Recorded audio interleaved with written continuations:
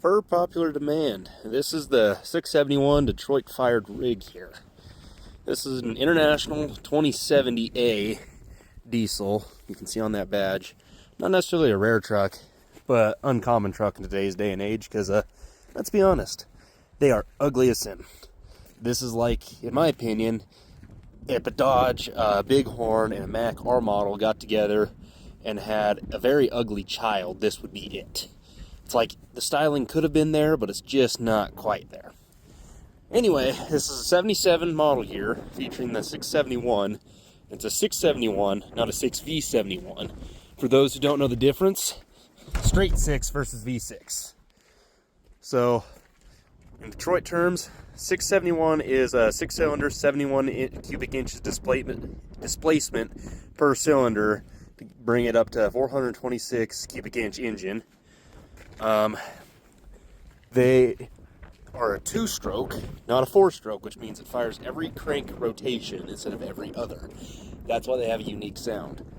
Notice, no turbo, just straight out of the manifold. These 2-strokes can be turboed, this one is not, but they all come equipped with a blower, supercharger, whatever you want to call them. That's what kind of makes these unique. So this truck specifically, like I said, 77, not in terrible shape, 370,000 miles on this one. Has an Eaton 10-speed in it. I can't remember if there's a Road Ranger or not. Let me crawl back up in here.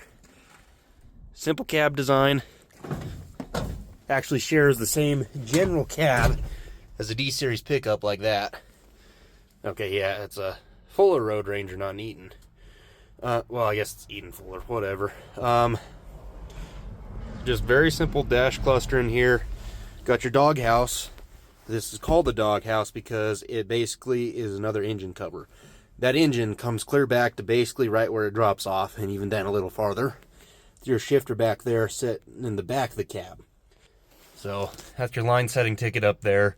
It's so faded I couldn't read it. And for those who don't know, with internationals and line setting tickets, it's like the equivalent with Fords of a Marti report. It's your build sheet saying what it was ordered with, spec sheet, all that stuff. So you can see that power diverter lock is originally a twin screw, only a single screw now. It's got air-powered windshield wipers. Was not expecting that.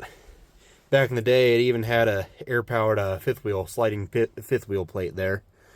So Detroit's, you have your main engine stop, then you have your emergency engine stop, which that cuts airflow in case of a runaway, because Detroit's have a very bad habit of having the fuel racks stick in them and causing runaway conditions. Not a true runaway, but it still does the same consequences damage as an actual runaway. Let me hop back out of here, show the back end. So this truck has an old headache rack on it, nothing fancy. Air brakes. This truck is on air, not air ride. Single, it's probably a 25,000 pound rear on it, I'd guess. The 2070 should have been rated for like 60,000 and some change gross vehicle weight rating in the twin screw setup.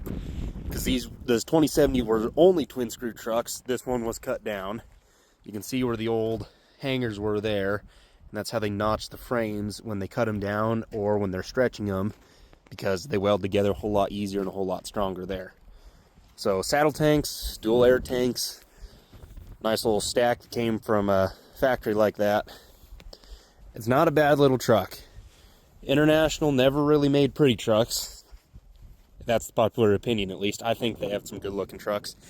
This is not one of them. But Internationals have always been on the functional side.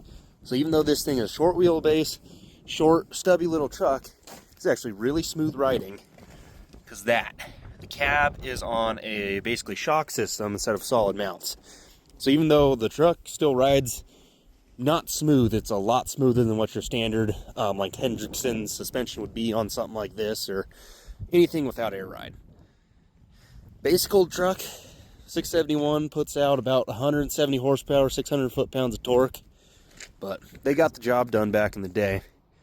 And one last thing to note, these things came factory with shutters. So for those who don't know, I don't have them hooked up on this one and know if they work. In cold temperatures, this one is air operated, but they work on a thermostat, where these physically shut to block off airflow to your radiator to help it warm up faster. But probably the only Fleetstar on this app But it's a cool truck. I like it nonetheless.